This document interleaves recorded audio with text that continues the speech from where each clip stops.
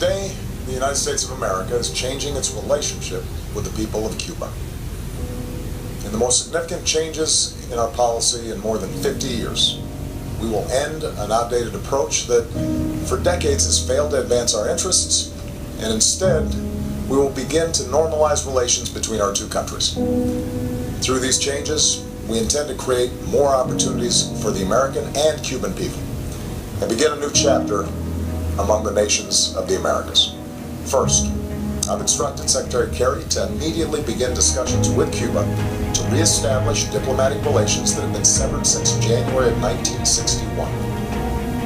Going forward, the United States will reestablish an embassy in Havana, and high-ranking officials will visit Cuba.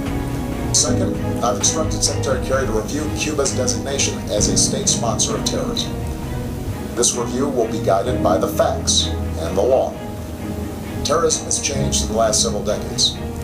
At a time when we are focused on threats from Al-Qaeda to ISIL, a nation that meets our conditions and renounces the use of terrorism should not face this sanction. Third, we are taking steps to increase travel, commerce, and the flow of information to and from Cuba. This is fundamentally about freedom and openness, and also expresses my belief in the power of people-to-people engagement.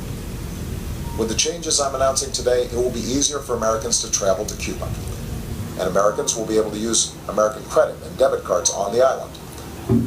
Nobody represents America's values better than the American people, and I believe this contact will ultimately do more to empower the Cuban people. I also believe that more resources should be able to reach the Cuban people, so we're significantly increasing the amount of money that can be sent to Cuba and removing limits on remittances that support humanitarian projects, the Cuban people, and the emerging Cuban private sector. I believe that American businesses should not be put at a disadvantage, and that increased commerce is good for Americans and for Cubans. So we will facilitate authorized transactions between the United States and Cuba.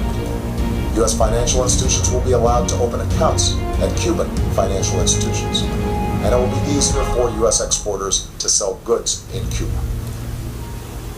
I believe in the free flow of information. Unfortunately, our sanctions on Cuba have denied Cubans access to technology that has empowered individuals around the globe.